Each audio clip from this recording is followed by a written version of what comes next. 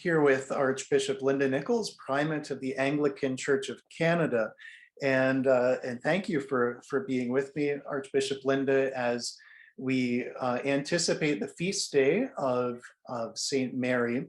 I was thinking back to my past and how growing up, it was often presented as any sort of devotion to Mary was a Roman Catholic thing, and we didn't have any of that. And I recall in my 20s, I was on a vacation with my family in South Africa, and we visited an Anglican monastery there. And I was surprised to see a statue of Mary and Jesus. And then also they sang a hymn to Mary at the end of the office. And they now do that in Toronto at Holy Cross Priory as well. And so it's just become clear as I've gotten to know different expressions of Anglicanism over the last number of years, that some of those stereotypes are, well, maybe just that, stereotypes. Or I was reading as well the Anglican Roman Catholic International Commission, their report about, or agreed document about Mary, and they speak about wanting to get past entrenched positions and instead develop a common inheritance. So I understand that you have a certain experience of Mary in your life. So I was wondering if you could share that with us. Sure. Well, I certainly resonate with your earliest comments about growing up with a sense that somehow Mary was there as a kind of shadowy figure that turned up at Christmas, usually, dressed in blue, as the young woman who gave birth to Jesus, and then kind of disappears again and is only seen maybe occasionally at Good Friday at the cross. And other than that, Mary was a non-person for my Anglican formation.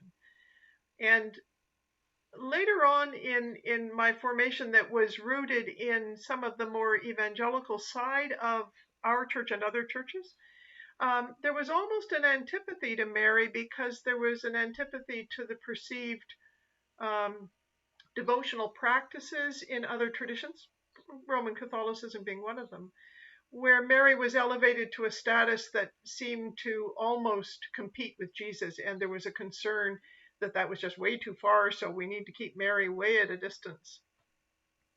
And for me, that was radically challenged when I had a Sabbath leave and decided, for some reason that still escapes me, that I think it was the prompting of the Holy Spirit, was to take and do the spiritual exercises of St. Ignatius of Loyola, and to do them at Loyola House in Guelph, Ontario, which is a 40-day silent retreat in which 30 days of that are spent in intensive prayer with the life of Jesus. And part of that practice in the spiritual exercises at the end of each session of prayer is a colloquy, a conversation with God, with Jesus, and with Mary. And when I first heard this, I went, oh, I thought, well, why am I having this conversation with Mary? But I decided that I needed to enter fully into the intention of the spiritual exercises and to see what this prayer conversation might open for me.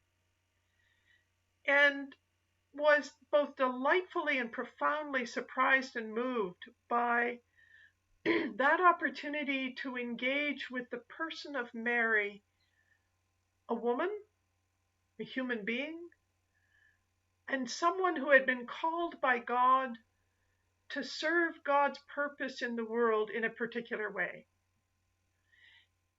And often that conversation with Mary in prayer was with the mature Mary, not the young woman pregnant, but the mature Mary who had lived through that birth, the agonies of watching her son grow up, and then leave on this mission that she only dimly understood and struggled with in many ways. And then to watch him challenge the world so profoundly that it leads to his death.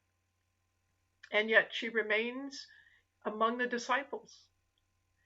And that experience of praying with Mary was was eye-opening in so many ways, and began to see Mary in that way of being an icon of discipleship, of that profound yes to God, even into the scariest possibilities that were outside of her experience and understanding and expectation, and the cost of that, in her life.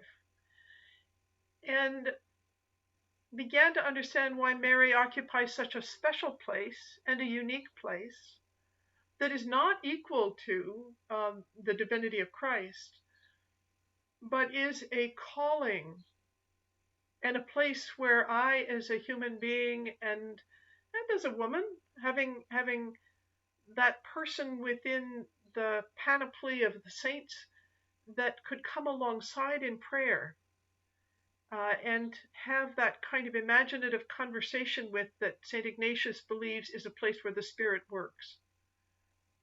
So that was my experience of Mary, that opened my eyes to something other than what I had understood previously.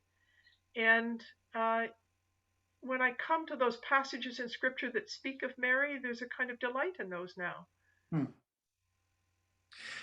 When you speak of that conversation, sort of engagement with Mary, that reminds me, about 20 years ago, I was having this this feeling like I wanted to have one of those St. Francis statues in our yard, but the mental part of me said, that might be wrong, but the heart of me said it's okay. And so I went to a friend of mine who's now a pretty accomplished Roman Catholic theologian and Thomas Merton scholar, and he said, well, maybe a statue of a saint isn't much different from having a portrait of a family member. And so when you're describing the communion of saints, that we are still in communion with, in prayer, in worshiping God, that came back to me as a relationship that's ongoing. Yes, that sense of the communion of saints that is beyond time, that we can touch that communion of saints through the icons, through the scriptures, through the stories of the lives of the saints, and in which they, as human beings, chose a particular way of living out their relationship with God that can be both instructive and encouraging and important to us in our time. And it's a particular gift of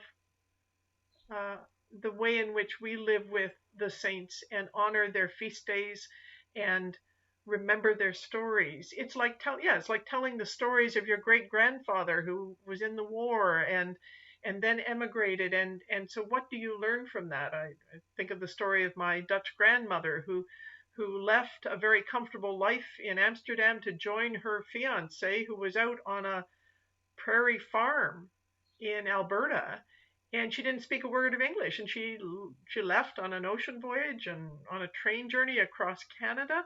And I think, my goodness, the bravery of that. And so in the same way, looking at the lives of the saints and say, what do they teach us about how to live in this moment? Yeah. Well, thank you very much for your words and for sharing this important memory to us. So thank you, and we wish you well in your ministry amongst us as primate. Thank you very much, Matt. Great, thank you.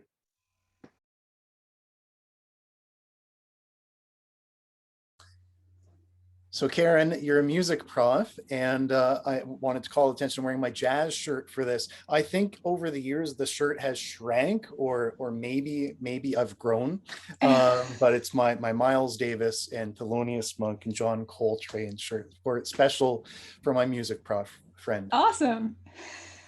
But we're here to talk about St. Mary, and in talking with you in recent days, a quote from this wonderful book, Alive in God, by Timothy Radcliffe. He's a Dominican from the UK. He mentions sort of an impact of the Reformation, in that it took like the grand Christian vision and sort of domesticated it. And so I pulled out a little quote from the book here. The great overreaching drama of Christian life, embracing the heights of our joys and the depths of our suffering, faded from the common mind. Faith, especially in Northern Europe, ceased to ask for heroism.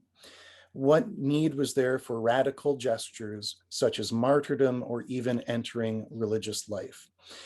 So could you maybe speak about your faith journey that's led you to appreciate the Christian life as an exciting adventure or drama, and how St. Mary might be a part of that? Sure.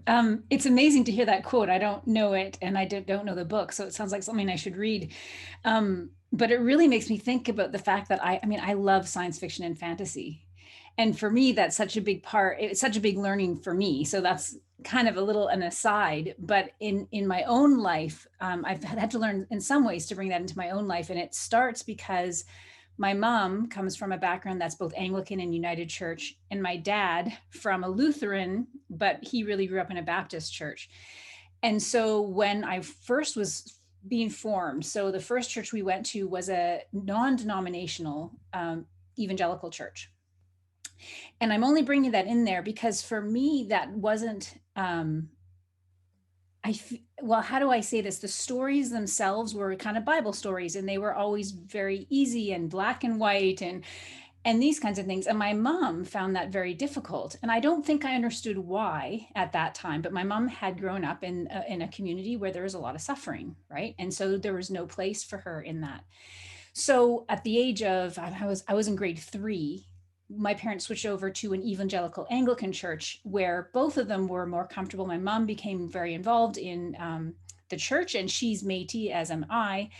And so our Métis heritage was in the Anglican church. And so she started getting much more involved in Indigenous issues within the Anglican church. And this is in the late 80s and early 90s.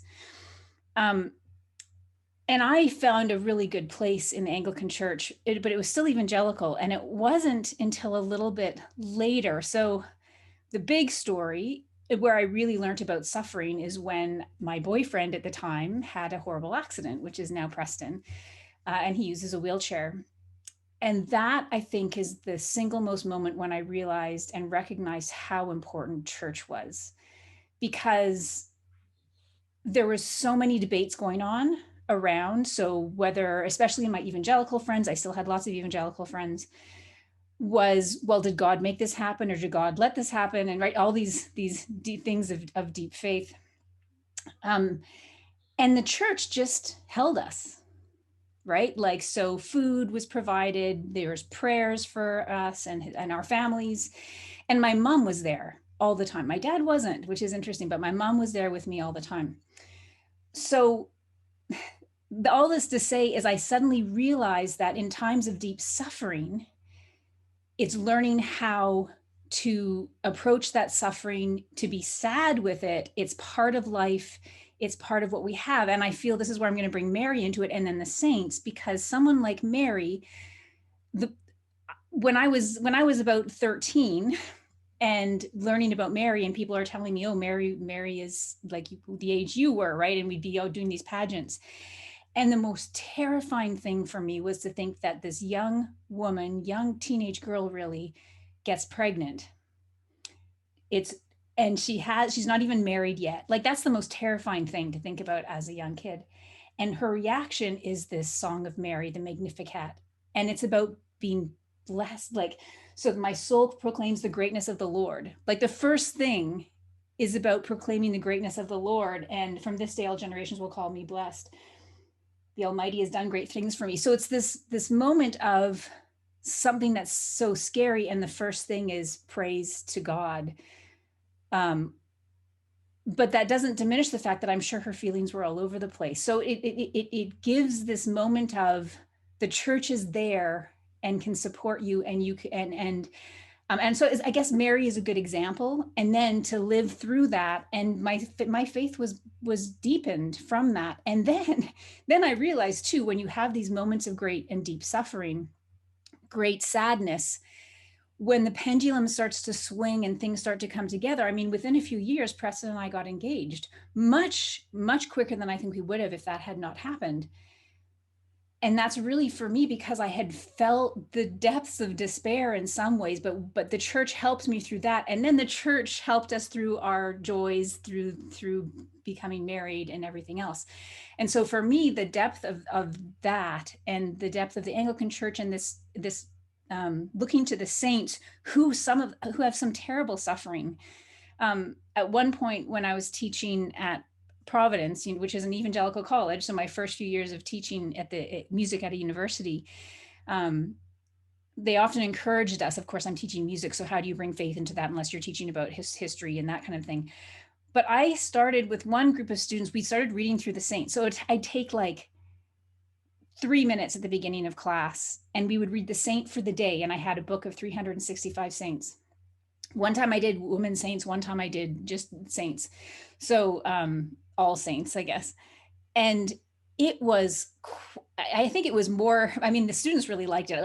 There was one Catholic student too in the class, but a lot of students hadn't heard. And these were real people from like 100 years ago, 50 years ago, 300 years ago, right? We're bouncing around in all these times with these people with real lives who maybe just one horrible thing had happened, and it was how they had faced it. And that's, I think, what I learned more than anything else is bad things are going to happen. This is to simplify everything. I'm just saying bad things are going to happen.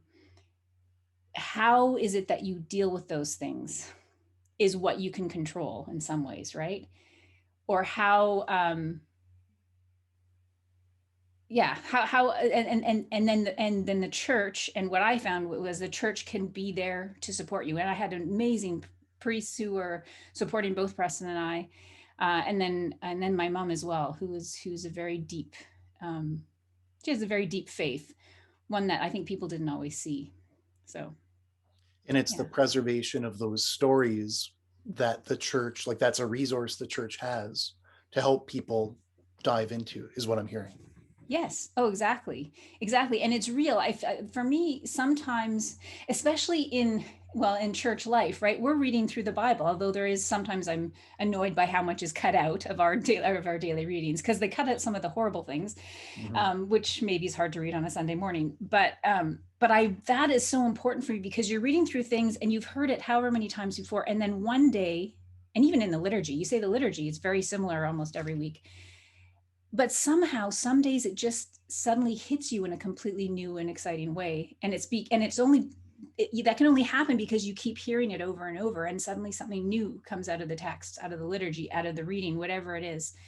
And that always disappointed me about some of the evangelical services I've been at, because the preacher will choose what they want. So they're picking and choosing. And then that means that you can choose not to face some of those things. And I feel like when we're I'm sure it's, I'm saying the Catholic and the Anglican, these churches where we have the different readings. Following a lectionary. Thank you. Following a lectionary. When we're following a lectionary, you can't avoid the difficult stories. And now you don't have to preach on them, but they're still being said out loud. So I feel like that's really important, because when you're not talking about the difficult things, how do you face those difficult things? Because we're all going to die. We're all going to deal with suffering in our lives. And I feel like I wasn't able to see that until I was in a church where we were having to face it all the time. Right. And then that young evangelical church that my dad first really liked and brought us all along to, it just didn't, when bad things happened, it was somehow your fault, not that this happened. These bad things would happen. Right. To anyone. Right. To me, when I think about the incarnation, in which, Mary is obviously a huge player, that to me, that says something about God choosing to come into the muck of the world, right? So like that encompasses tragedy, that embraces tragedy. Yes, exactly. And then, so Mary's there at the beginning. So first she's like basically an unwed young mother, although that works out for her, right? But then she's not that much older, and she's watching, 33 years later, I guess, she's watching her son die on the cross. Right? Like, that's an incredible amount of suffering. And not only that, she wanted him to be at home all the time, right? And he's off in his ministry, right? And not, I mean, I say that's a little bit flippant, but there's, biblical stories where she wants to see him, but he's he has his own major ministry, right? So she really demonstrates just such a good model for gracefully accepting. And not that it's easy, right? Like, it's not easy. She's at the, she's there, um, but she accepts it and continues forward, right? It's something, for some reason this year, what jumped out to me in the infancy narrative of Luke is the high point at the presentation of the temple of like the world history is going to revolve around your kid, but that's followed up right away with, and your soul is going to be pierced, like right to there's going to be a sword going through your soul. And so the high and the low, the tragedy and the destiny. Yeah. And that's what, I mean, this is what's so, well, about Mary's story, but other stories of the saints, is that there is joy and there is suffering. And you can't hide from the suffering. It will come back. It'll come back to you if you try to avoid it. I mean, this is a little bit in our story, in our family history, there's a lot of mental illness. And my mom ran for that for a long time. And then she finally faced it. And I'm telling stories of other people, but she has just impressed me with her strength. And she's stronger now because she faced it, right? And then got through it. But for me, you try to run from those things, or you don't, or sometimes it takes a while because you don't quite know how to face it yet, right? Especially if you're a kid and a tragedy happens. But it's a matter of facing it and accepting it, and then taking the time it needs to heal from it, which sometimes we do. I mean, I'm not perfect with it, right? Like it might take me a long time to deal with something, or I know that I have to take a step forward and I don't want to do it. And so my stubbornness will kick in. But the Song of Mary in particular is just so helpful for me in those times to think about that, to say, my soul proclaims the greatness of the Lord, right? My spirit rejoices. And then, the rest of it, he has shown the strength. I'm reading the BAS version, but he has shown the strength of his arm. He has scattered the proud in their conceit. There's these promises that then come down, because you can say, well, it's not happening now, but it's not my job. This is God's job. My job is what I can do for me, which is to try to face the things and deal with the suffering, because I know at a certain point I'm going to move into a period of joy. There's always that pendulum swing that these stories tell us about. So, yeah. Well, as I've been listening to you, I guess I'd encapsulate this, some of the themes of being about finding ourselves in our stories or in the stories of others. And so to me, thinking back on my own life, there was a sort of a sense of I don't know, not quite fitting in the faith context until I found myself at a lecture about Thomas Merton, the famous 20th century monk. And it's like hearing his story, even though my story is very different from his in a lot of ways, somehow there's a synergy there that resonates. And all of a sudden that opened up to me a path for myself in the Anglican Church.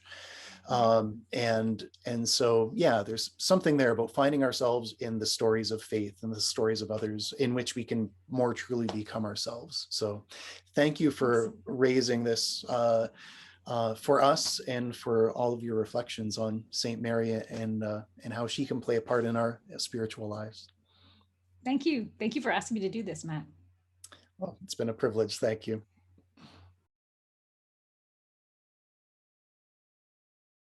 I'm with Father Stephen McClatchie, and Stephen, you come from the more high church Anglo-Catholic end of the Anglican spectrum, which is not unusual in Anglicanism, maybe a bit unusual in looking at the history of our diocese, which comes more from the Protestant end of things. So I was eager to speak with you for this project. And how about we start off with you describing what role Mary plays in your piety or theological worldview?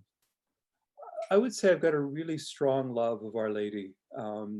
I grew up in the United Church of Canada, and for a variety of reasons that proved not to be sort of the church tradition that spoke most strongly to me as a Christian, as a historian, as a budding theologian, I suppose, at the time. And it was in learning more about sort of the history of the church, the history of devotional practices and so on that I really discovered Our Lady and our love of her.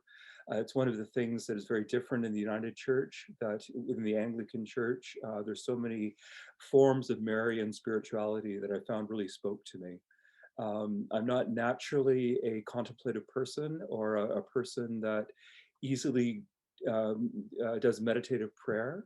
So I found praying the rosary, for example, using prayer beads and meditating on the mysteries. This is a very Christocentric devotion, meditating on the mysteries of our Lord's life, using the words of Our Lady. I found that really helpful for my own sort of spirituality. So for all kinds of reasons, musical as well, I would have to say. I'm a musicologist by academic discipline, and there's just so much great music for Mary that I've always loved. And so I found integrating all of these things together has been very rich for me. Now I'm wondering about you as a priest. Does Mary relate to your understanding of priesthood, or does Mary offer something as we just contemplate the vocation of priesthood? Absolutely, she does. So, I mean, we think about the image in the letter to the Hebrews about Christ being our great high priest, and Mary, the mother of Christ, the mother of Jesus, is therefore the mother of our great high priest. And there's been a long-standing Catholic tradition of seeing Our Lady as the mother of priests and being a particular intercessor, a particular sponsor for those of us who exercise a priestly vocation. And so I think there's a lot that we can learn from her in that respect. I'm actually a member of an international group in the Anglican Communion called the Sodality of Mary, Mother of Priests. And the whole charism of that group is to encourage us to all grow in holiness, in love of Our Lady, of her Immaculate Heart, and the Sacred Heart of Jesus. And so I find those things are very closely wrapped up in my own mind. And so what can you describe what that looks like when being part of that community? How does that play out in your life? It's a dispersed community, and of course it's been locked down for almost a year and a half at this point. So we get together a couple of times a week over Zoom, it has been, to pray the rosary and to have fellowship with one another. We're united in prayer. There's a regular prayer cycle. There's also a manual of sort of practices and devotions that we follow. And that is very strongly Marian based. The hope is that we will start to be able to meet together in person. Some groups in the UK have already been able to meet, and we're planning a residential for everyone from around the world who's a member of the Sodality to come together in Oxford next July. Wow. But it's very much a group of prayer, mutual prayer and support through the love of Our Lady. Now, what about looking at our scriptural inheritance in the Gospels and Acts? There are some powerful stories with Mary and some visiting her at different points in her life. Are there any episodes from our scriptures that specifically speak out to you? There's two that I return to again and again in my prayer and in my meditation, and they're both in Luke, actually. No, Luke and John. So from Luke, the image of Our Lady taking these things and pondering them in her heart, the mystery of the incarnation, what happens to Jesus as a boy when they find him in the temple, and Jesus says, "Do you not know that I must be about my Father's business?" And then goes back and is obedient to them until his 30th year. Mary takes these things and ponders them in her heart. And this image of loving pondering and contemplation is a rich one for me, because it speaks to me of the necessity for faith to precede everything. Mary has faith in the words of Gabriel. She trusts in the promise of God, and she says, "I will." She accepts to bear the incarnate word, Jesus Christ. But she doesn't just do that. She doesn't just blindly obey. She then ponders these things. And I think that Mary then is a model for our faith, in that it's through grace that we come to have faith, that we come to believe. But then it's not enough to just do that. We need to ponder them. And that speaks to me as an academic, as someone who inclines to be a bit in my own head sometimes, but the idea that after having faith, then it's our responsibility, like Our Lady, to ponder, to grapple with the problems that faith can arise, can waken in us. Then the second image is that of the wedding at Cana, where Mary says to Jesus, they have no wine, and Jesus says, well, what is that to do with me? And Mary trusts and Mary believes, and all she says to the servants is, do whatever he tells you. And in that, I see the image of Mary as the first disciple. And that Mary's words, which in fact are the sort of the motto of the Sodality of Mary, Mother of Priests, do whatever he tells you. I think that's a model for all of us as disciples of Jesus. To go back to your first image of Mary pondering those things. Now, I might be bringing something from a Rowan Williams chapter or sermon. I have a feeling. I mean, when in doubt, I usually am. But I think that isn't that a shorthand? I mean, at least it is to me, of kind of like the Christian life of being one who ponders these things and this constant dialogue between our life and our faith.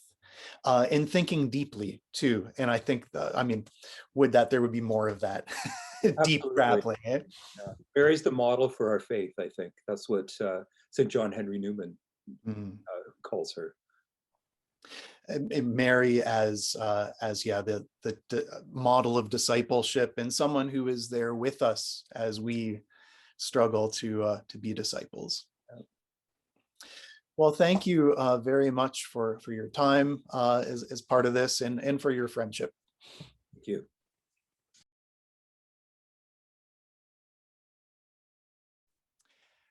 Fiona, you're pursuing your doctorate as a student at Regis College in the Toronto School of Theology.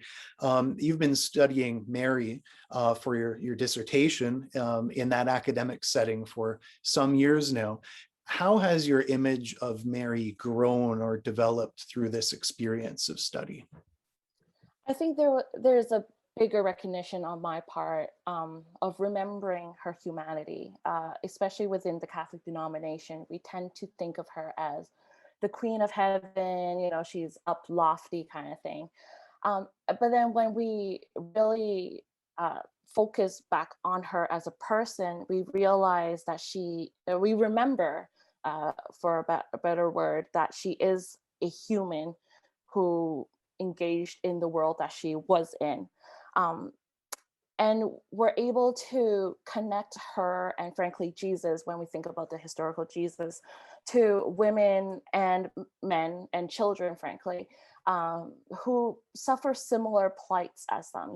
The story of Mary, Jesus, and Joseph running from Herod to Egypt. We think of all the refugees who's also experienced such political oppression. And when we think of the crucifixion, we obviously see all the martyrs and also all those who, in the name of justice, had died, had a shortened life because of political strife and everything.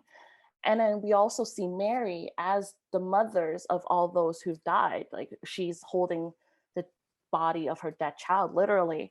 And so there's a deeper recognition of her humanity, but also the humanity that connects her with all those other people who experience similar situations in her life.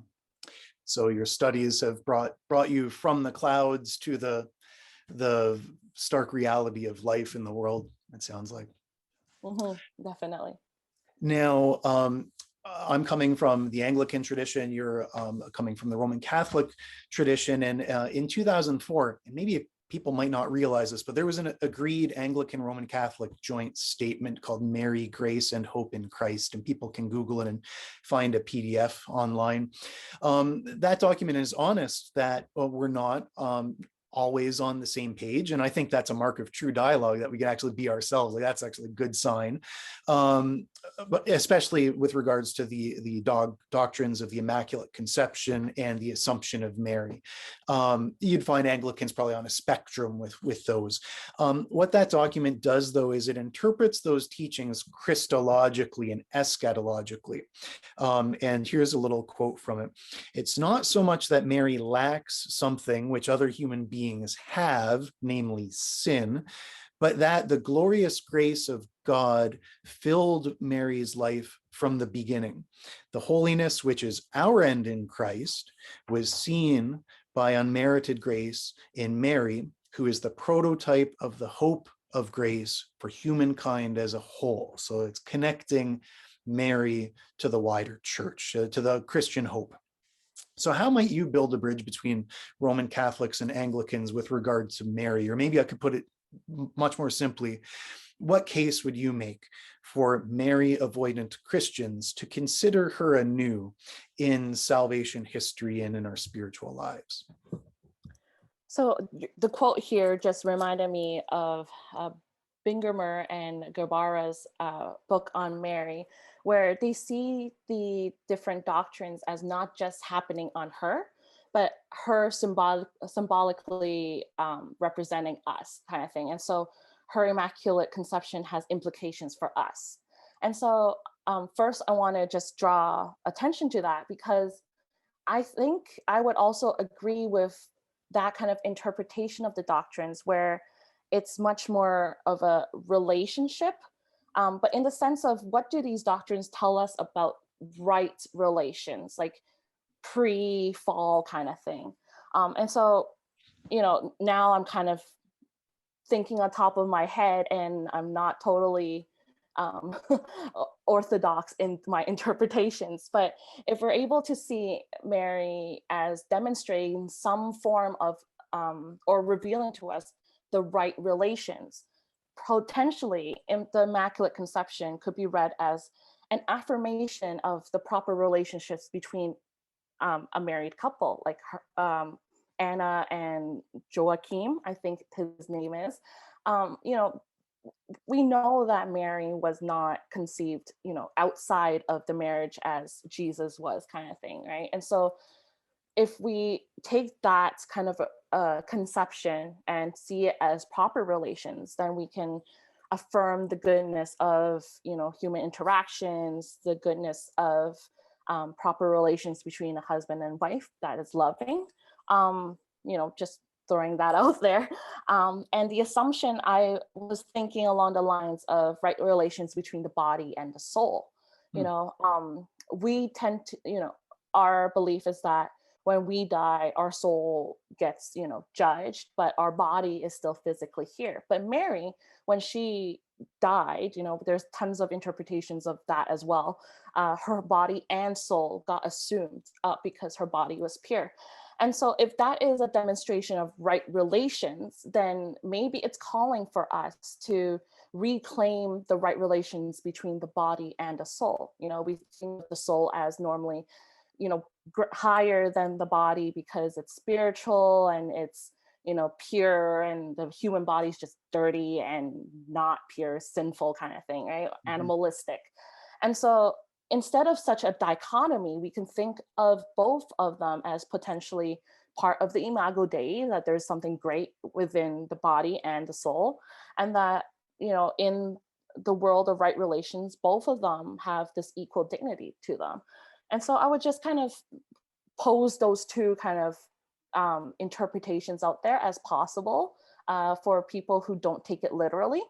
I would also just say, Mary, you could see her as a role model of faith rather than putting her up in the pedestal, which is not great as well. So it's, both extremes aren't great for understanding Mary, I think, at least for contemporary Christians. And just seeing her as a challenge for us to say yes to God within our lives and thoroughly live that yes out throughout our lives, no matter what the challenges and dangers are. I think that could be a potential way of bridging her between one kind of more generational centered understanding of her, and a more maybe biblically based version of her. So that's kind of the theme of right relations again, though this time the right relations between humanity and God. Like Mary seems to really exemplify what's being open to God is, saying yes to God's call, right? Exactly. Well, and I might want to just to go back to what you were speaking about, the affirmation of the body, and I think that's really great. But I think of the Anglican theologian, whom I think we read together in one of our classes, N.T. Wright, who, like, a lot of his project now seems to be recovering the ancient Christian eschatological perspective that salvation is not a denial of the earth, it's not a denial of the body, it's not just the soul zooming off because the body's bad, but the ultimate Christian hope is the recreation of the world and the recreation of the body, of which I think Christ's resurrected body is the first of that. So you've brought that to mind for me, and maybe that's a bridging figure for us in my thinking is N.T. Wright and his eschatology. Definitely. I think we also forget that, the kingdom of heaven is here, and we're supposed to affirm that and bring it to light as much as possible that we can, convert, change the culture that we're in. And I think that's, part of what we're called to do. Well, thank you so much, Fiona. This has been a real pleasure, and thank you for sharing your story and the fruits of your studies, and best wishes to you with that. Thank you.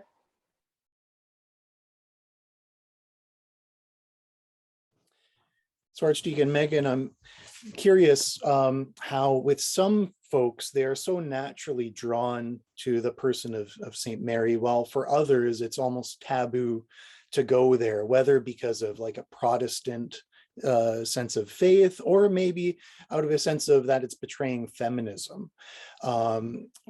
Coming from a religious upbringing that was diverse within your own household, and how you occupy different contexts in your church ministry right now, I'm wondering, can you relate to that sort of push or pull, or yes or no? Should I or shouldn't I?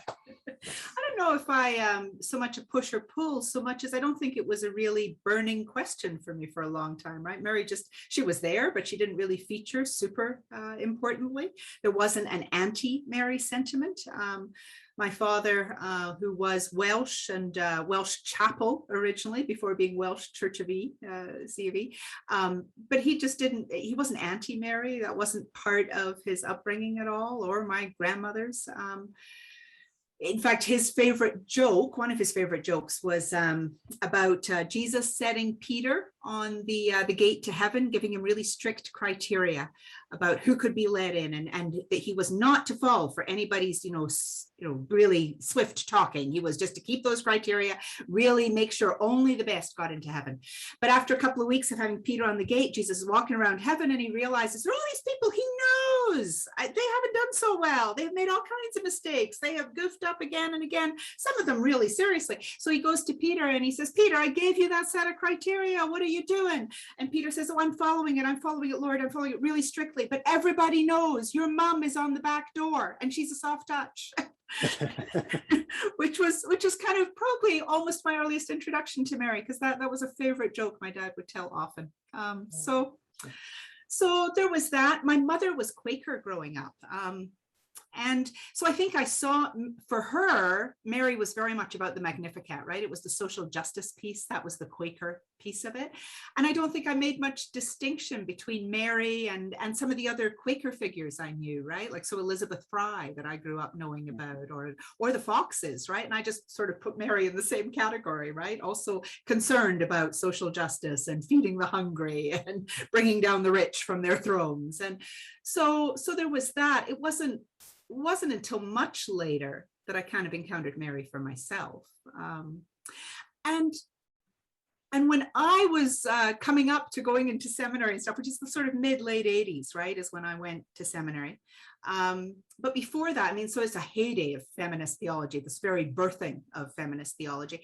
And it wasn't so much a betrayal that Mary was, it was more that she was the figure, one of the figures that we had in terms of women who were at the center of Jesus' ministry.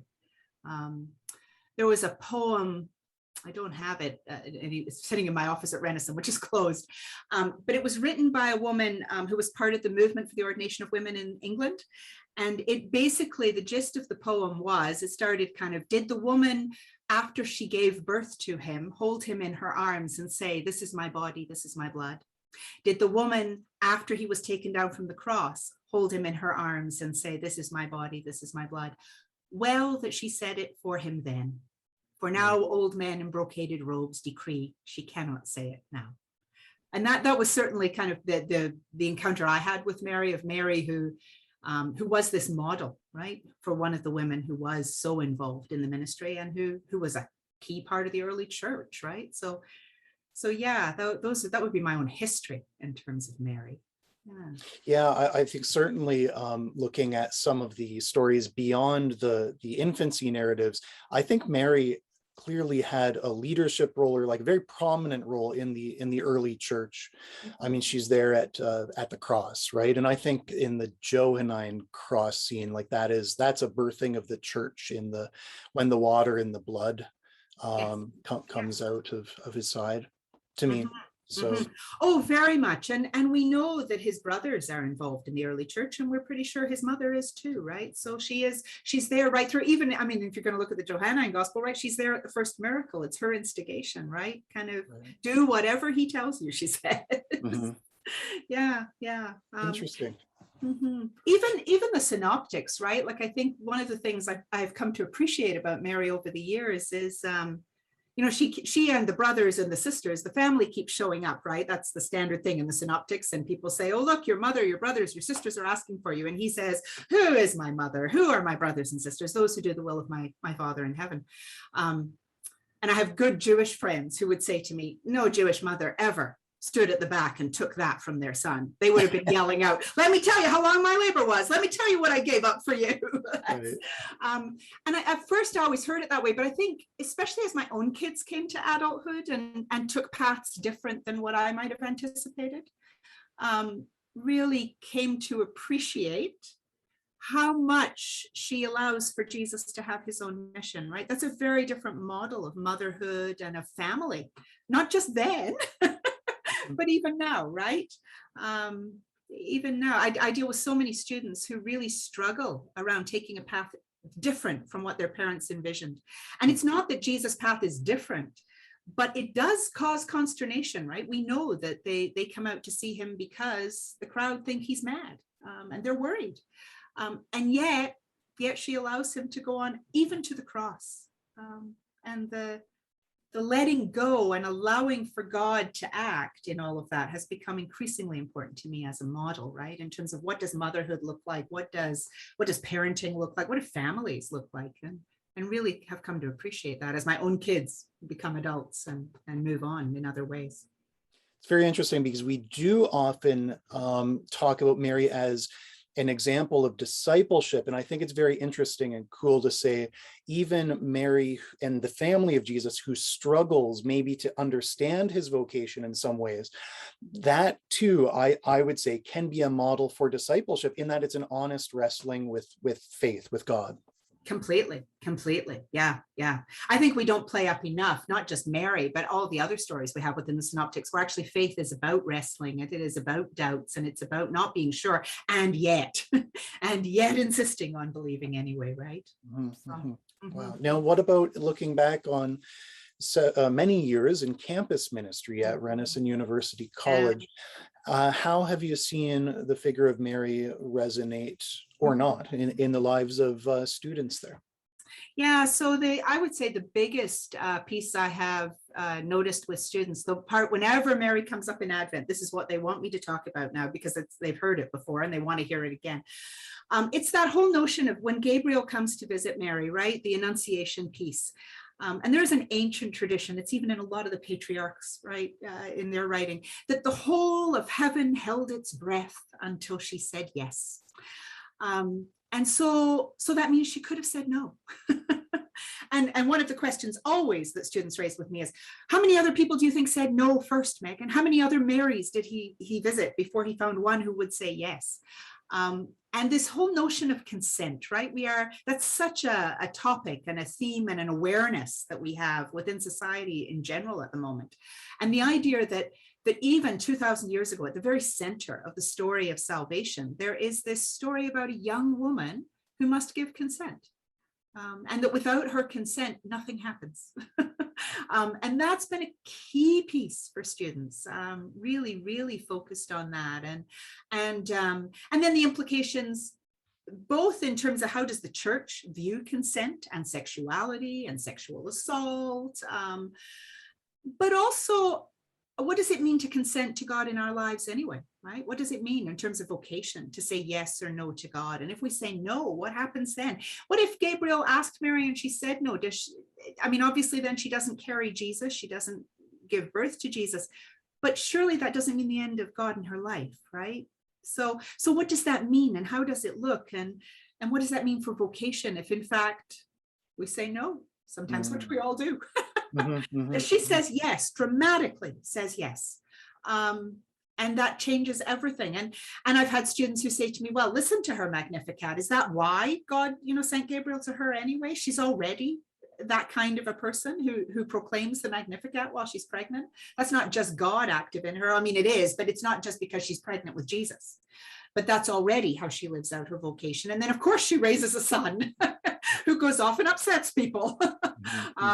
So having students kind of say that and really see an affirmation from God about that kind of a person, about that kind of an approach to the world, and a real affirmation about free will, right, in all of that and the need. But consent is the piece they've really focused on. Yeah. I love movies, but I've always been dismissive of movie musicals. But it was only recently when it really hit home to me that Luke is essentially a musical, especially right at the beginning. And so, and don't we, the arts help us to express these great truths and realities, right? So yeah, there's completely. so much there for us to grapple with, as you and the students have pointed out. Yeah, well, it's a story that, and in an earlier lifetime, before I was a priest, I was a professional storyteller, right? So and stories, I think, really do hold truths that we can't tell in any simple linear way.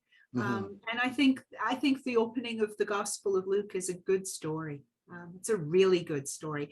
That's not a pejorative term at all. Right? That's a high praise. There are so many levels of truth and layers of truth in that about who God is and who we are and what our relationship is. But yeah, it's a powerful story. Now, what about yourself, thinking spiritually or theologically? How do you connect with Mary? Yeah, probably, like I said, the biggest piece for me has been the connecting with her as the mother of the grown Jesus, right? And that's partly where I am in my own life. My kids are grown up, and less so now in some ways, but certainly that whole young adult transition to adulthood time for at least one of our kids in particular was particularly hard. She took a whole set of choices I would not have chosen for her, and I could have foreseen some of the issues. I refrain as much as I can as a mom of not saying, I told you so. But the giving grown children the freedom for God to act in their lives independent of their mothers, that's been really important for me. Also, I think I've come to appreciate her even when I deal with, especially students from other cultures, right? When I'm dealing with students who are making choices other than what their parents want. But for many other cultures outside our more Western individualistic notion, right? We have this whole tradition. I think it's less strong at the moment, but there is a whole tradition about your parents will not approve of the choices you make, right? That's almost a mythological piece of growing up. But for many cultures, that's not true, right? For you to disagree and to make choices other than your parents really risks the rupture of the family. And I've come to really appreciate all the stories that we have about Jesus and his mom, in which it doesn't rupture the family, not permanently, right? And it's okay to make choices not just based on your biological family, to make choices about other values and other calls. So I think that's become important in a way I could not have imagined before I was dealing with so many international students from other cultures. And And I think the other thing I've come to, I suspect this will change in the next couple of generations. It's not changed as much as I thought it would by this point in my life. My other sense is that for many people, Mary is the feminine part of God, right? God is the Father and Jesus, and they're very masculine for many, many people. And the relationship most of us have, I mean, speaking in a really generalized, really stereotypical way, but the relationship most of us associate with fathers is very different from the relationship we associate with mothers, right? I mean, that's the joke my dad used to tell, right? That the fathers love us and they love us unconditionally, but they love us and they expect us to live up to that love, right? There are demands that come from that love. There are expectations and standards. And my goodness, that is part of the gospel, right? Like God loves you, you're supposed to live up to that love. Mm-hmm. But there is that other aspect. And I think for many people for whom Mary has been especially significant in very traditional ways, I think that's actually because Mary is the mother and the feminine face of God in that mothering sense. And mothers are supposed to love us no matter what, even when we fail spectacularly. Like, and that's all the students I see, right? When they fail a course or they fail a term, they don't call dad, they call mom, almost universally. Like there are exceptions to that, but almost uniformly, they call their mom to say, I failed. And they rely on mom to break the news to dad to help it smooth over a bit. I hope that, you know, as we hopefully loosen some gender expectations and roles, that we will lose just some of that gendered piece around it. But I think for now, it's allowed a bit more of a complete sense of God for folks who could never have put language around motherhood and God really together. But for Mary, they can, because Mary is a mother. So, and she's Jesus' mother, so it must be okay. I think there's that. That's less about me and more what I sense in other people. But I certainly, for me, it's ironically, because I grew up also in the Scottish Episcopal Church, very Anglo-Catholic. So, but I don't have a huge, I don't pray to Mary, I don't do a rosary, all of that. But I do appreciate her as a disciple. And as in some ways, the ultimate disciple, right? I love the Orthodox Church talks about atonement, right? At-one-ment, and it begins at the moment of conception. So with Mary, who is the God bearer, right? And that's the moment at which human nature and the divine nature are intimately and irrevocably connected. And that's the ontological change in human nature, right? We then are necessarily connected to God, whereas previously we have a chasm. And I like that. I mean, it still has to get lived out through the crucifixion and resurrection, but the Mary piece of that appeals to me for sure. Yeah, I mean, different people I've been reading talk about the glory, and I mean, there's glory as we normally would define it, but there's maybe something greater, which is the glory of God that we see on the cross, which is this paradoxical glory, and so the humanity that Mary gives Christ is necessary for that. Yeah, absolutely, absolutely. There's he used to be at Grace Cathedral in San Francisco, Alan Jones. And he has, I can't think which book it is, but one of them, he talks about that maybe the cross is the central figure, right, for Christianity, and it needs to be, that's the central symbol. But that's a hard one if you're just encountering Christianity for the first time. And he says that maybe we need the Madonna figure with the baby for people to encounter at the start of the journey. And then they can encounter the cross and understand and see it. But you need both of them, not just the cross alone. I'm not fully convinced of that, but I do think he's onto something. Well, what's interesting is, like you mentioned, the sort of Anglo-Catholic wing of the church, and folks coming from that end would maybe speak about Mary as having a mediating role, right? Yes, absolutely. But you've come around to that in a totally different way about how she opens us up to God, right? So even coming from a different sort of line of thinking, I'm sort of hearing some similar themes that we're talking about people that help us to meet God, to see God. Completely. And some of that, and the reason I probably use some of that language is that I do have some Quaker upbringing, right? So to talk in terms of the inner light in people and the necessity of seeing, and I absolutely understand Mary in that sense, right? But I think it is very similar. I have a number of students I also see and meet with and pray with who are very Anglo-Catholic and who really do pray for Mary's intercession. One student in particular, every time we do prayers together, if we have not already mentioned Mary, he will add it at the end always. And I understand that. It's not my own personal language about it, but I do understand where that comes from. And I think it is a very a human piece of it. And frankly, kind of nice to have the feminine piece of it, right? The female part of it. So, yeah. Well, thank you so much, Archdeacon Megan, You're for welcome. sharing your thoughts and stories, and for helping, I think, to connect our stories to the story of Jesus that would be impossible without Mary. Yeah, well, thank you for asking. Thank you for inviting me to be part of this, Matt. Pleasure. Peace. Peace.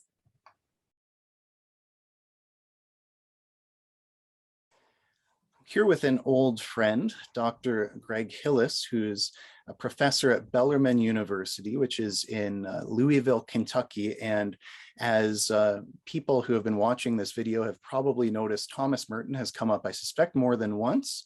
He's one of my spiritual and theological heroes. And Greg and I were part of the same congregation, All Saints Anglican in Waterloo. We met in the early 2000s. I think we quickly realized that we had that Merton connection. We became good friends. I think I remember seeing the Royal Tenenbaums in the theater with you. I remember seeing a Blue Jays game with you. I've got my OK Blue Jays theme song on vinyl there.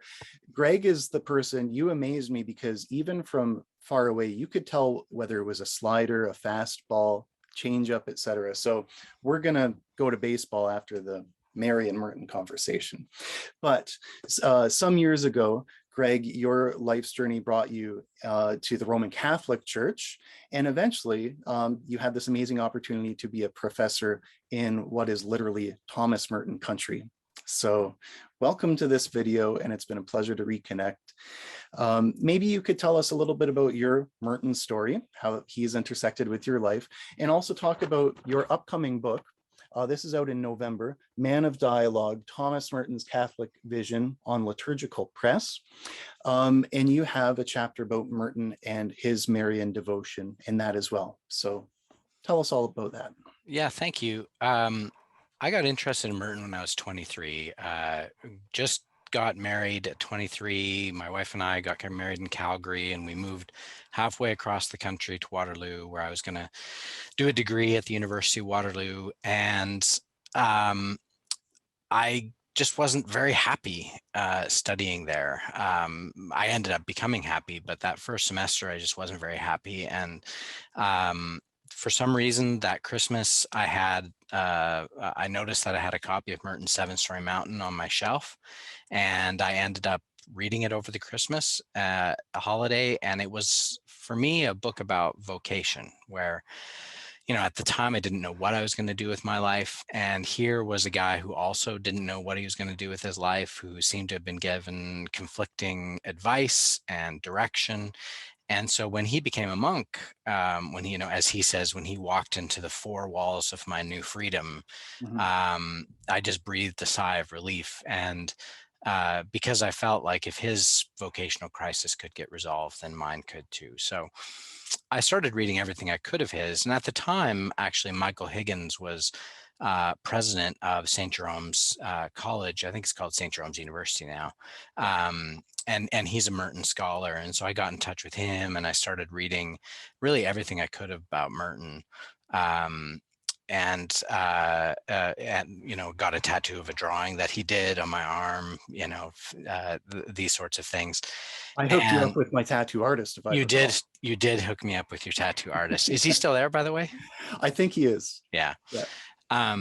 So Merton became really important to me. And then I ended up finishing at the University of Waterloo, and I went to McMaster for my master's degree and my PhD, and kind of veered away from Merton during those studies. But when a job came up at Bellarmine University in Louisville, I applied for it and got it, obviously. And it's literally, as I like to say to people, you know, the Thomas Merton Center, which Merton set up in 1967, as the official repository of his literary estate. So really everything Merton is housed about 50 feet away from my office, which is kind of incredible.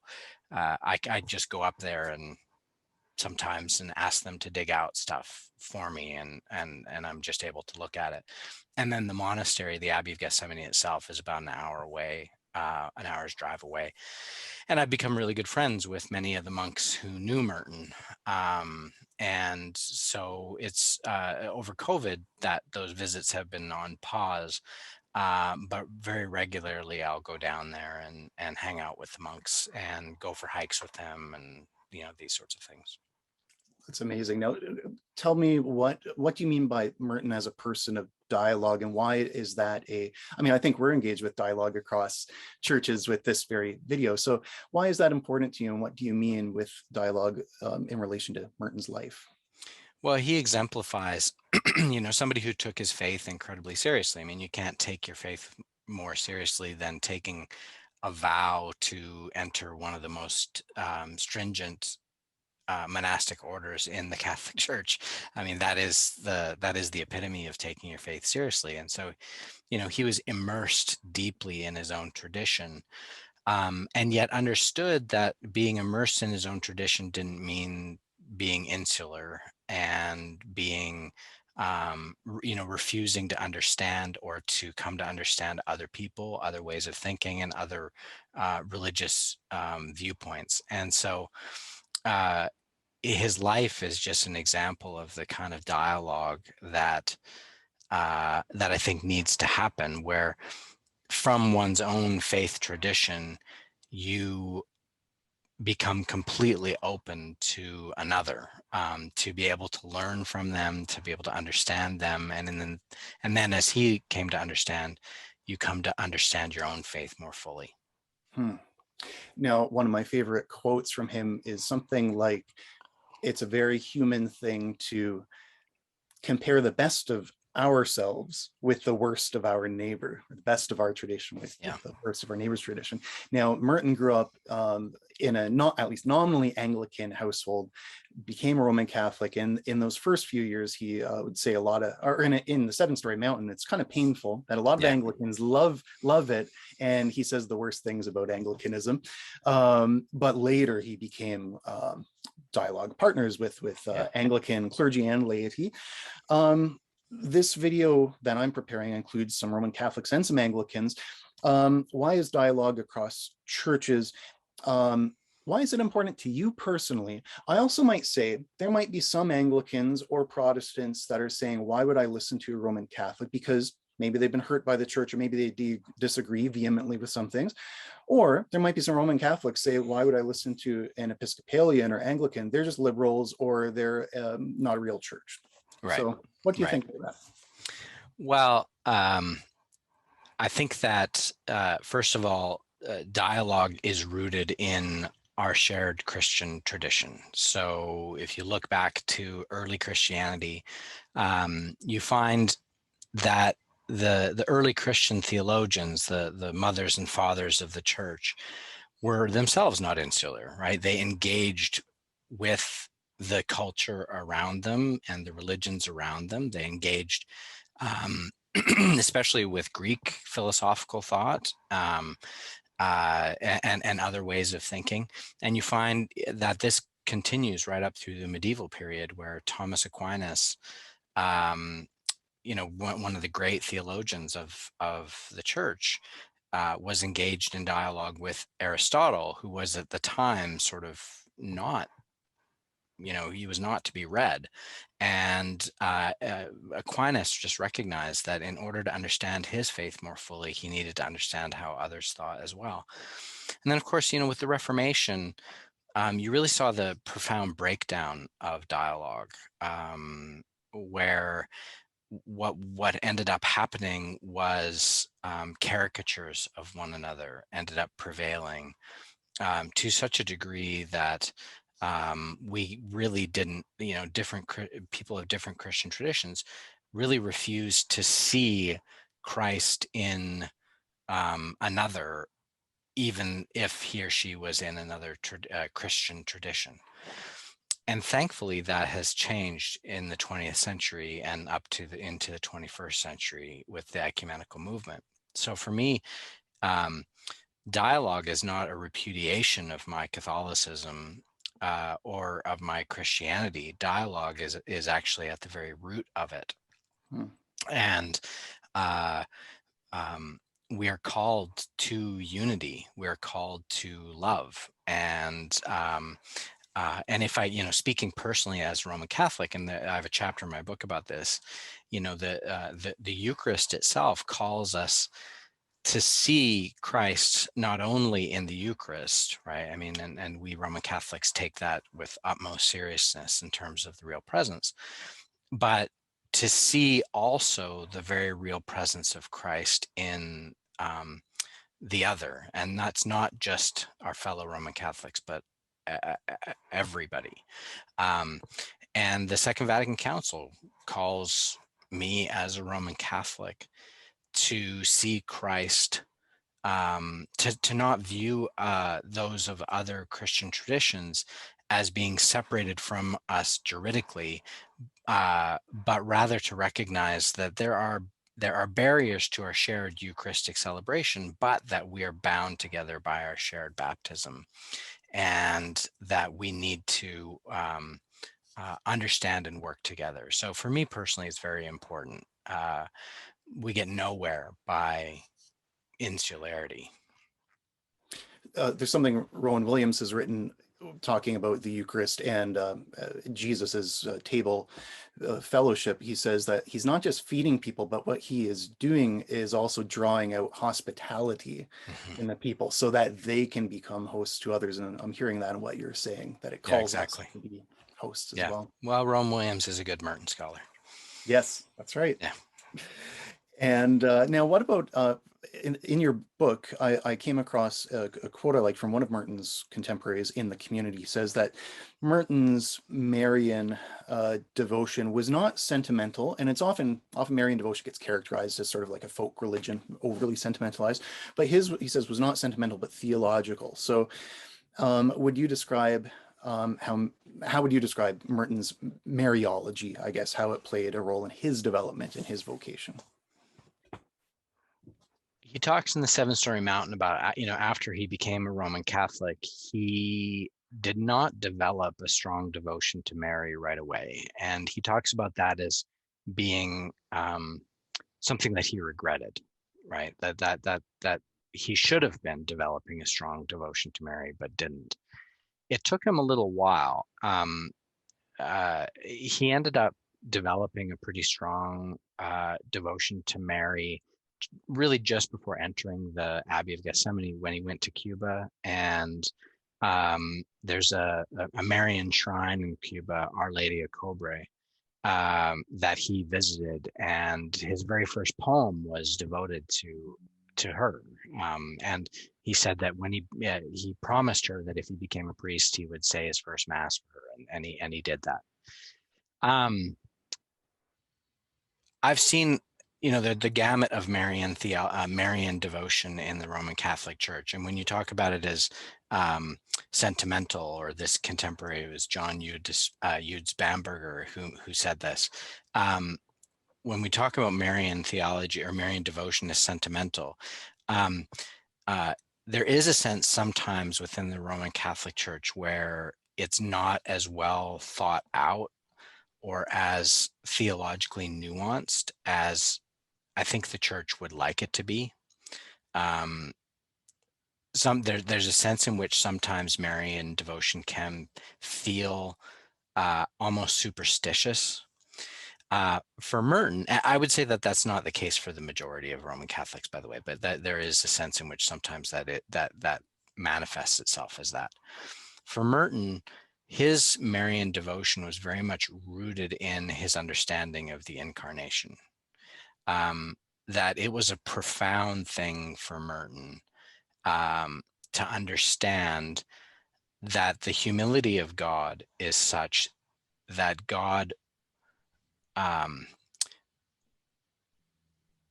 wanted the cooperation of this young woman, and that this young woman gave this cooperation to God, that she said yes, right? That her willingness to say yes to the incarnation gave birth to the salvation of us all, right? And for Merton, that was that said something profound about God.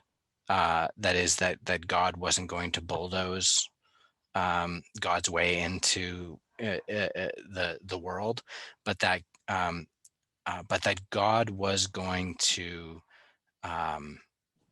make sure that humanity had a full say in it. And Mary was humanity's representative and vehicle for this saying yes to God. So it was very much theological. It was rooted in his devotion to Christ. But there was, his understanding of her as a mother was just, very important. Something I've realized through these conversations I'm having is I think barriers are more likely when we approach our faith as just an assemblage of doctrines. It's like there's these points, these are mine, these are yours. It's hard to bridge that. But people have repeatedly been talking about stories. So like you've talked about your story of your thinking about vocation in your own life. That gets mixed with Merton's story of vocation. And you're talking about the story of salvation and Mary's life story and God's story and the joining with humanity. So I think, I don't know, there's something important about when we see our faith as a story and we're part of that story. That seems to me like that opens up dialogue and being able to be with one another rather than just stake our claim. Well, and experience, right? Merton in Zen and the Birds of Appetite talks about how is it that a Christian can engage in dialogue with a Zen Buddhist. Well, if you bring Zen Buddhism and Christianity together in terms of their theologies, it's like comparing mathematics and tennis, right? They're not going to go together. And yet when we talk about our shared experience of the transcendent, right, these stories, as you say, then we can come to some understanding of it, of one another, I should say. And Marian devotion is very much like this. So I'll say this, you mentioned earlier that I found my way into the Roman Catholic Church, and this was in 2007 that I found my way into the Roman Catholic Church. And in some ways I came in kicking and screaming. And it was a realization, a sort of painful realization that I was theologically, sacramentally, ecclesiologically Roman Catholic, but I really liked being Anglican. And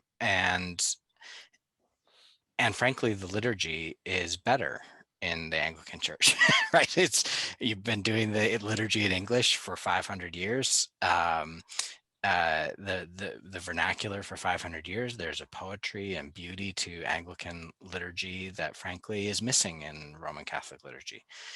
And so it was a bit painful for me, and so I didn't leave. There's some sort of there are converts who leave with a kind of or become Catholic with a kind of triumphalism. Merton being one of them, as he manifests in the Seven-Storey Mountain. And for me, that just wasn't the case. I left not because I was rejecting the Anglican tradition, but because it was a sense in which the fullness of my identity just wasn't going to be found there, and I became Catholic as a result of that. But one of the things I have to say that didn't translate for me was much in the way of Marian devotion, right? I mean I wasn't, and even still today, I would say that Marian devotion plays a smaller role for me than it does for many of my other fellow Catholics. But when I really understood Marian devotion and Mariology was when I was at the Abbey of Gethsemane, and each evening at Compline, they sing the Salve Regina, right? Hail, Holy Queen, this beautiful ancient hymn to Mary. And they sing it every single night. And if you go in the winter, when it's, because they do Compline at 7:30 because they go to bed early because they get up at 3. You go there in the winter and it's completely dark, and they have all the Psalms memorized that they sing at Compline. And obviously they have the Salve Regina obviously memorized as well. And so all you find as they're singing the Salve Regina is 2 candles lit in front of the icon of the Virgin. And these monks singing this hymn of praise to Mary. And just that experience of Marian devotion, all of a sudden, it was like all these other things slotted into place in terms of understanding the place of Mary in the church. So to some degree, as you said, that when we're talking about stories and we're talking about experience, it's to some degree, Marian devotion can really be only understood as an experience. It obviously is it can be explained theologically and needs to have theological roots, but in the end, it's really an experience of Mary as mother that is most profound. Wow.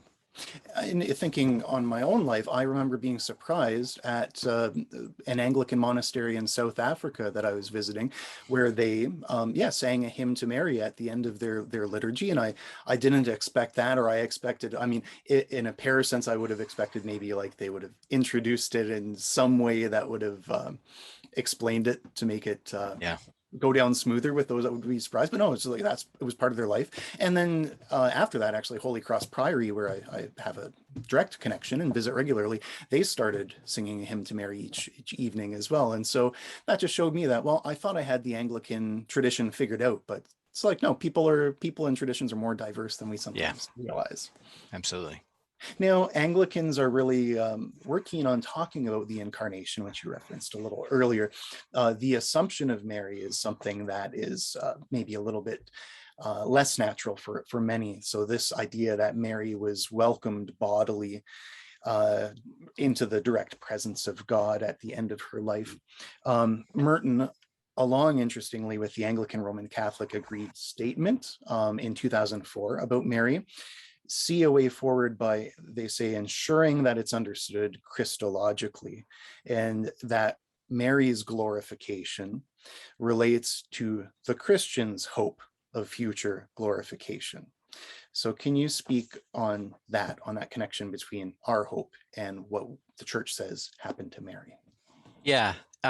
If you read New Seeds of Contemplation by Merton, he has a chapter on Mary that is really interesting. And there are 2 versions of that chapter. So he wrote Seeds of Contemplation in 1949 and then rewrote portions of it and expanded greatly on it for New Seeds of Contemplation in 1961.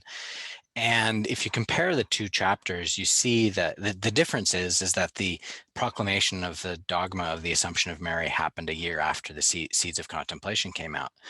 And you see in that chapter from Merton that in New Seeds of Contemplation, he wants to talk a little bit about the Assumption of Mary and about his concerns that this will sort of deify Mary in a way that brings glory to her without recognizing the importance of the incarnation. In other words, that it could lead to precisely that kind of sentimental or more superstitious devotion that that we were talking about earlier. And so he talks about in that chapter the humility of Mary, and recognizing that the Assumption of Mary needs to be read principally through the lens of her humility in saying yes to God, and saying yes to this incredibly strange way in which God decided to save humankind, right? To become a human being, body and soul,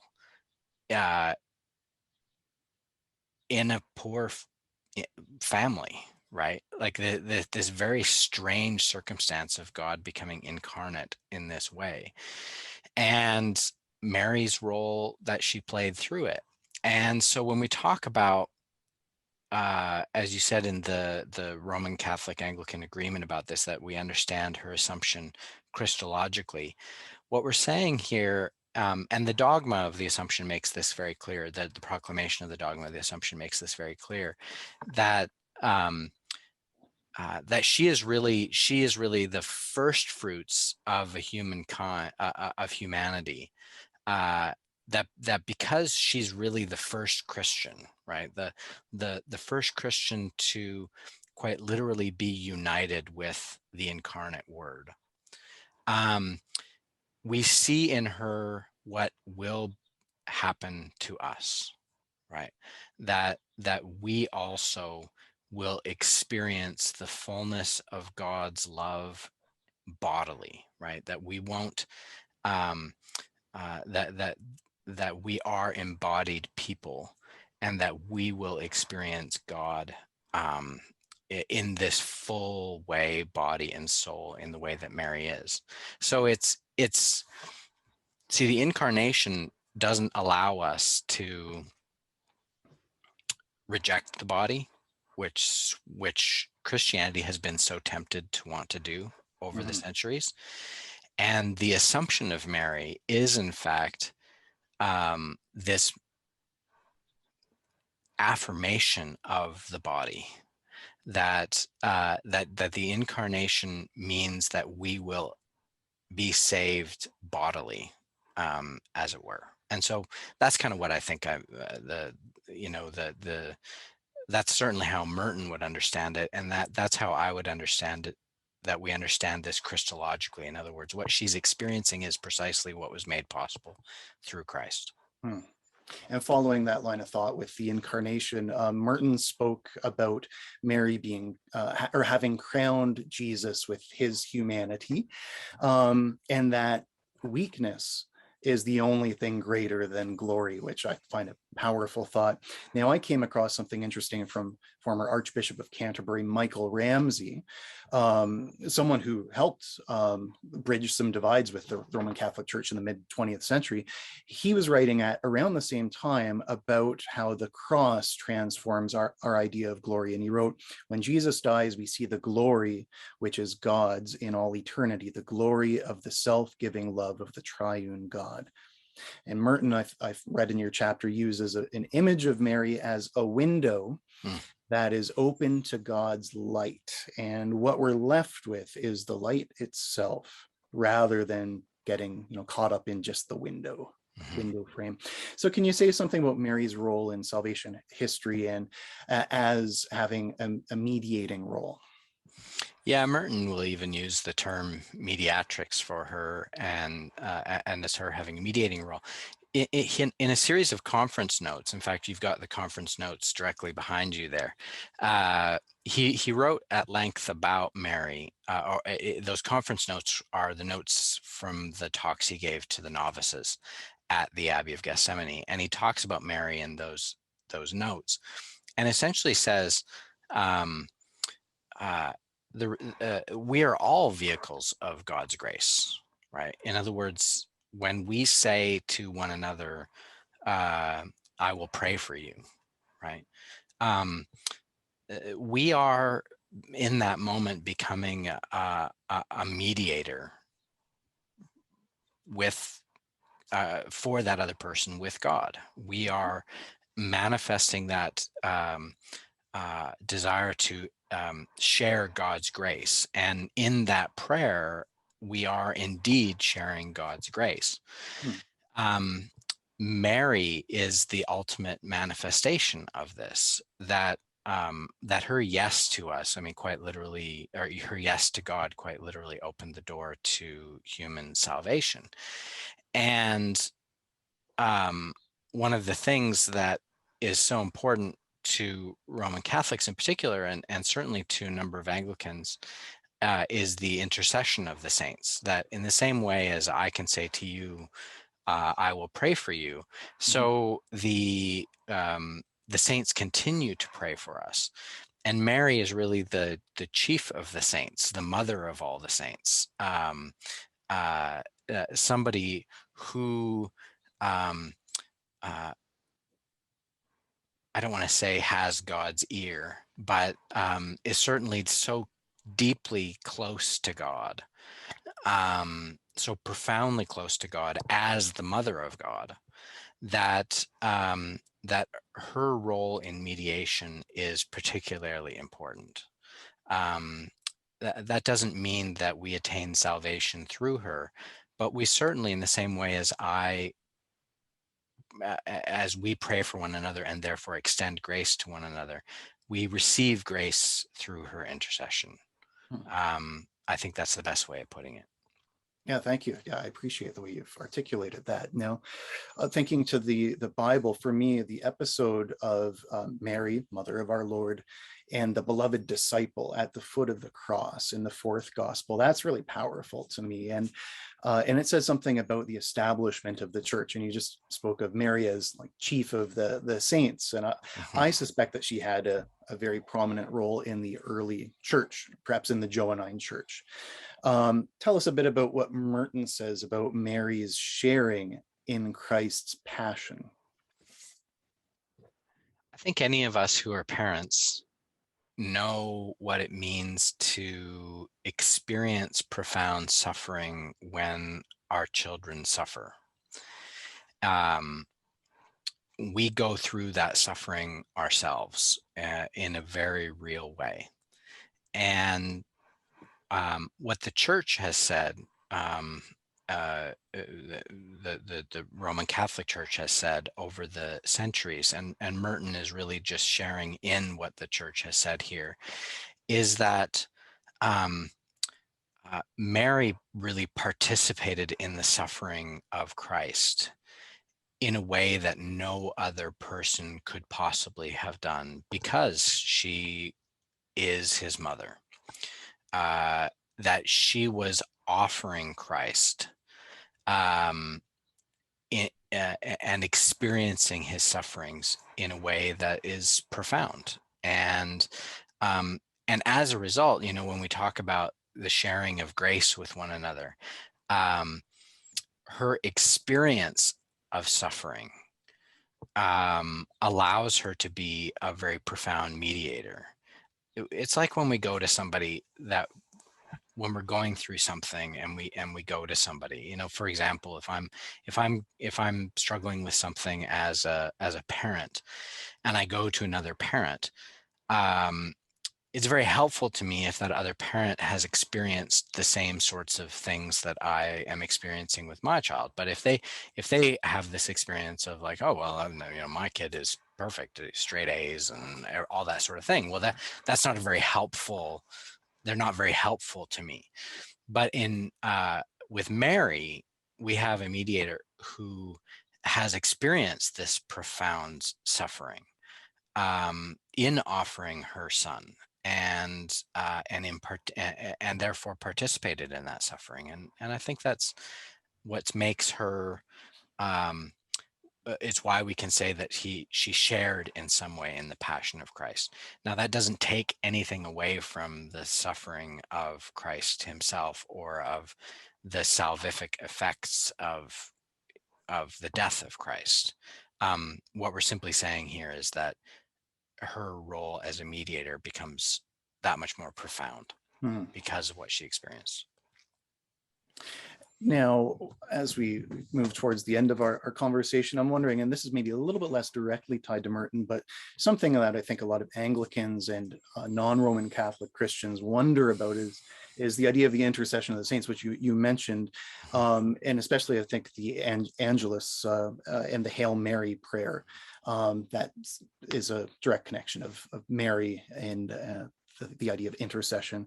I guess I think you've maybe spoken already about intercession. So what would you say, like when someone says to me, I will pray for you, do you think that like you compare that very similarly to the idea of the saints having an intercessory role for us?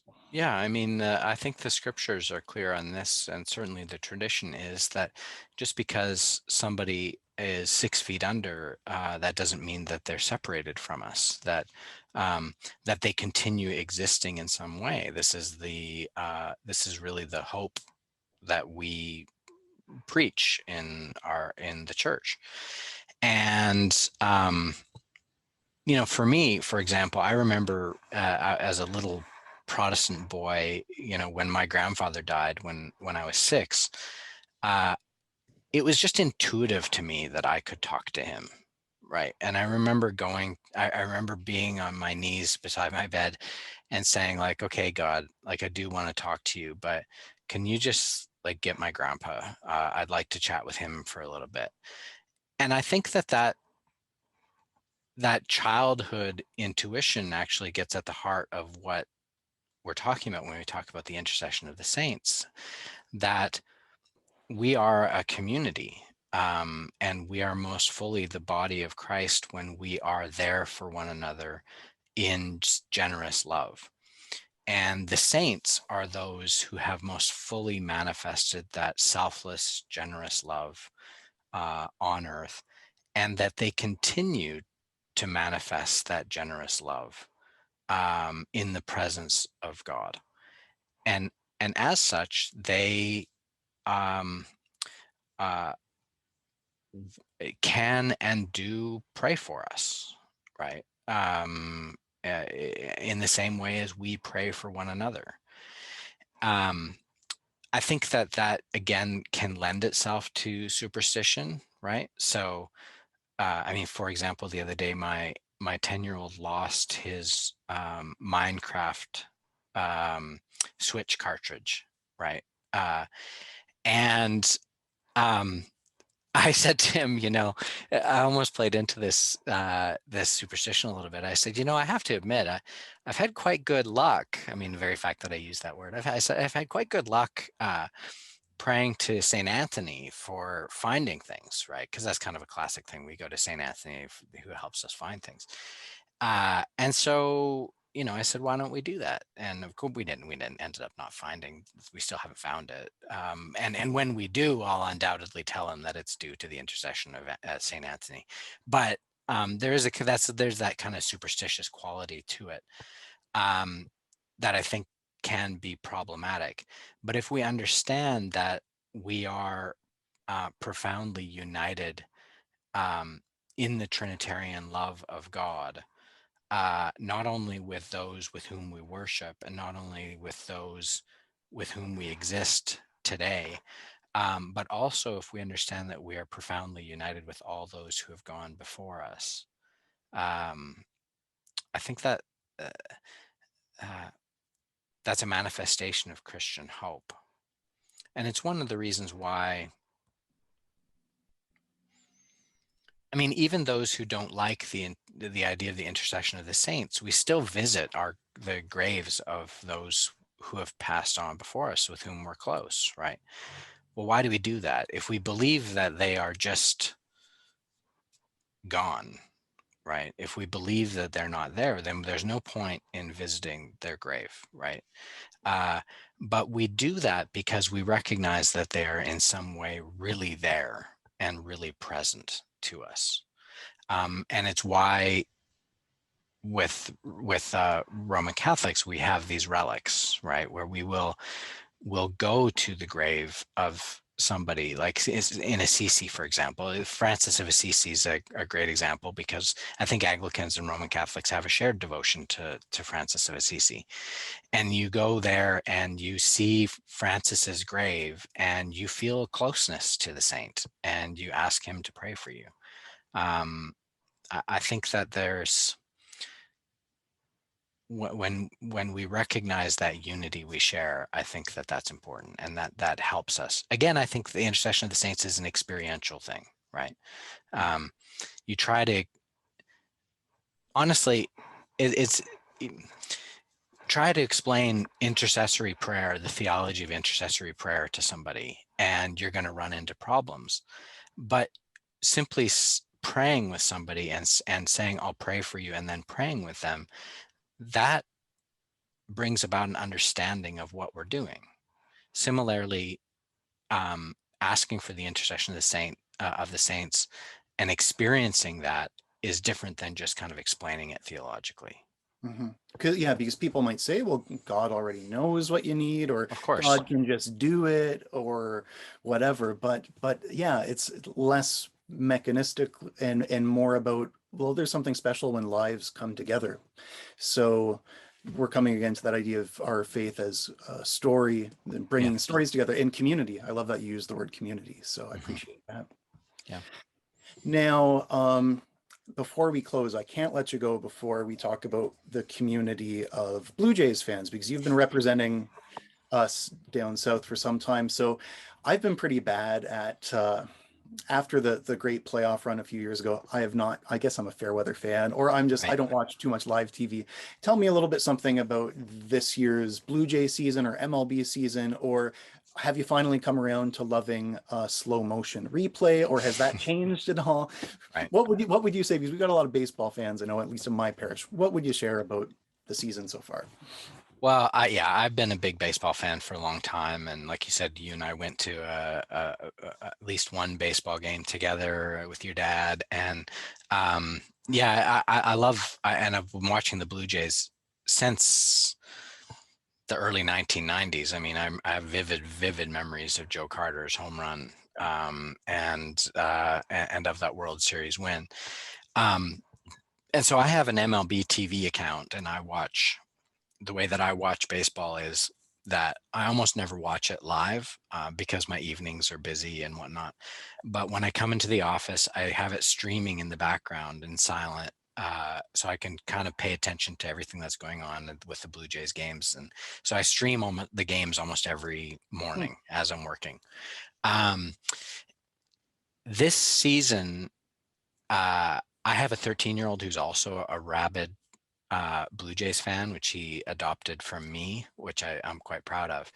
And so Sam has been filling me in on just how amazing this team is. And they're a lot of fun to watch. They're a young team. They have a lot of exuberance. They seem to really love one another. Sometimes baseball lends itself strangely to sort of individualistic accomplishments, and not so much a team corroboration, whereas this Blue Jays team is just they really like one another, and they show it continually. So this is probably, like, I loved watching them in 2015 and 2016. It was kind of painful, and 17, 18, 19, it wasn't that much fun.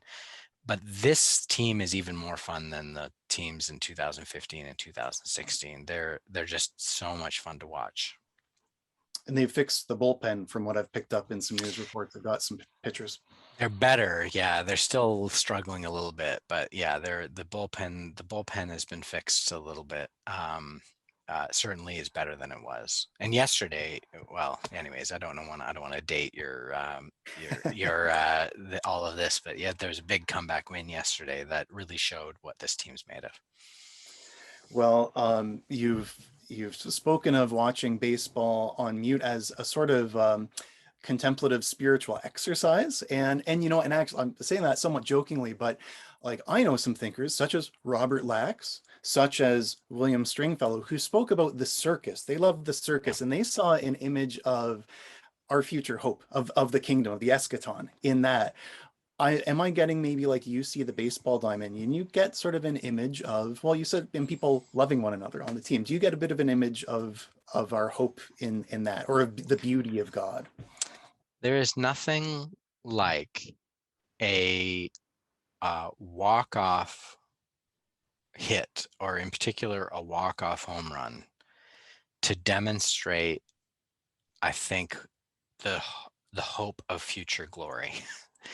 Because you have this person who has done this amazing thing and won this game, and these grown men become children who all gather at home plate, and they just embrace this person in a way that is childish and childlike and beautiful and totally loving and foolish, and just utterly filled with joy, right? And I think there are many different manifestations of the kingdom of God in baseball. In fact, I want to teach a class on the theology of baseball at some point. But nothing manifests it like a walk-off home run like that. It's a glimpse of future glory.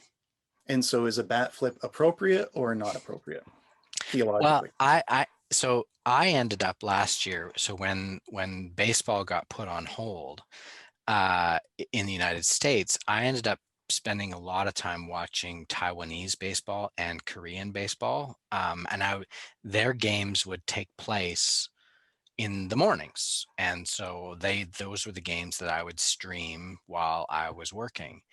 And there's just this wonderful tradition, particularly in Korea, a little bit in Taiwan, of these bat flips. And nobody cares about them, right? It's just, you just do them because you just hit something, you just did something amazing, and everybody kind of expects it. And so yeah, I think they're quite appropriate. I think they're lovely. Yeah. Well, thank you very much, Greg, for your time, for your insights on baseball, Sure. Merton, and Our Lady, and blessings to you, to your family, and to your ministry in academia and in the church. Thank you. Appreciate it. Great. Peace, my friend. Thanks. And as we come to a close of this video project, Father Stephen will wrap this time up with a prayer. But as we get there, I'm wondering, Stephen, for those that don't have a particular history of devotion to Mary in their own spiritual life, what is maybe a case that you would make for people to consider things afresh? For me, one of the primary things about Mary is that, she is the guarantee of the incarnation, that by her saying yes to the Holy Spirit, to Gabriel's invitation, to give Gabriel's news that she is to bear the Son of God, by her saying yes, she guarantees the salvation of humanity in that way. She has to cooperate. She's not just an empty vessel that is filled, but she's an active cooperation of that. And it's a conventional saying in theology amongst the church fathers that which has not been assumed has not been redeemed. So in other words, that Jesus assumed human flesh, the flesh of his mother, the Virgin Mary, means that our flesh, the flesh of Mary, will ascend into heaven afterwards. That's the great promise and the great blessing that we have as Christian people. And I think that is something that it's worth looking at Mary again for. Well, thank you. And how about if you would lead us then in prayer? This is the one of the four Marian antiphons, the Salve Regina. Let us pray. Hail, Holy Queen, Mother of Mercy, our life, our sweetness, and our hope. To thee do we cry, poor banished children of Eve. To thee do we send up our sighs, mourning and weeping in this vale of tears. Turn then, most gracious advocate, your eyes of mercy toward us. And after this our exile, show unto us the blessed fruit of your womb, Jesus. O clement, O loving, O sweet Virgin Mary. Amen. Amen. Thank you.